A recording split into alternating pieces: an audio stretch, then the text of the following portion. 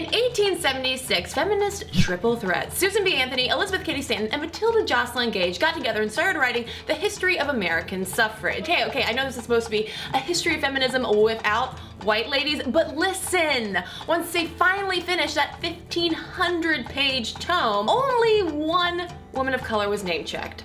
Sojourner Truth. You're probably thinking, duh, feminism is for white ladies, blah, blah, blah, but what a lot of us don't understand is how likely none of this suffrage and women's liberation would have happened at all had it not been for women of color. The first wave of feminism officially takes place between 1848 Seneca Falls Convention and the 1920 ratification of the 19th Amendment. But long before the Declaration of Sentiments was ever written, the abolition movement was mobilizing women publicly like never before. In 1830, abolitionist newspaper publisher, political writer, and educator Mariah Stewart became the first woman to ever speak publicly in front of a promiscuous or mixed gender crowd. And her topics? The need for both racial and gender equality. 19th century intersectionality, y'all! Oh, and the first dude to ever speak publicly on behalf of women's rights?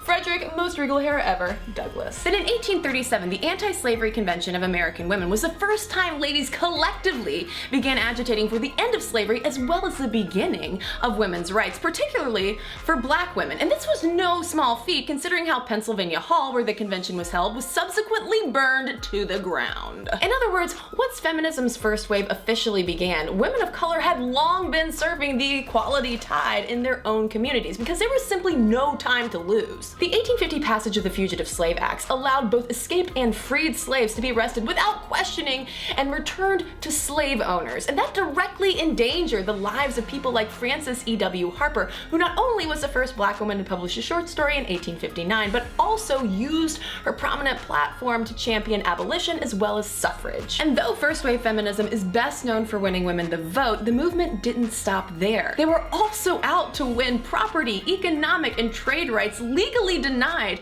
to married women. And for women of color during the Civil War and Reconstruction eras, employment opportunities, educational access, and protection from racist acts of violence were at stake as well. But when the 15th Amendment ratified in 1870, granting black men the vote, the suffrage movement split into two factions in support of and opposition to black male enfranchisement, straining that ideological bridge that women of color had built between gender and race-based discrimination. Nevertheless, their activism and community organizing only grew in word and deed. For instance, Josephine St. Pierre St. Ruffin, aka Two Saint, founded the Woman's Era, which was the first newspaper written by and for African American women in 1888. In that divided social climate in 1892, scholar and teacher Anna Julia Cooper published A Voice from the South, which is considered a foundational text of black feminism today. The Black Women's Club movement was also instrumental in women of color campaigning for rights and representation, as well as fostering uplift and education in their own communities. And it was through these clubs that badass journalist and suffragist Ida B. Wells spread her impassioned anti-lynching speech, helping found even more clubs around the country along the way. Then in 1896, Wells, Two Saint, along with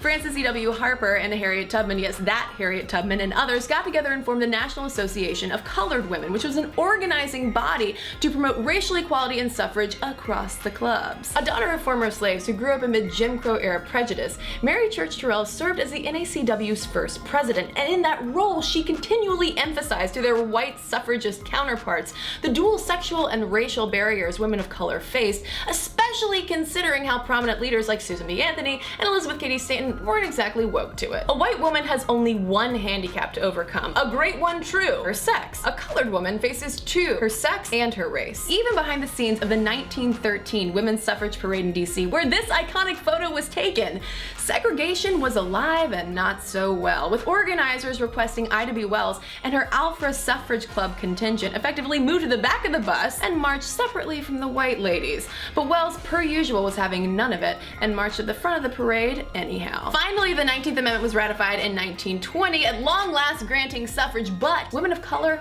weren't in the clear. Almost immediately, Southern states in particular began passing legislation to disenfranchise black voters, a discriminatory turn of events that, along with segregation and persistent race-based violence, would eventually pave the way for second wave feminism. Cliffhanger!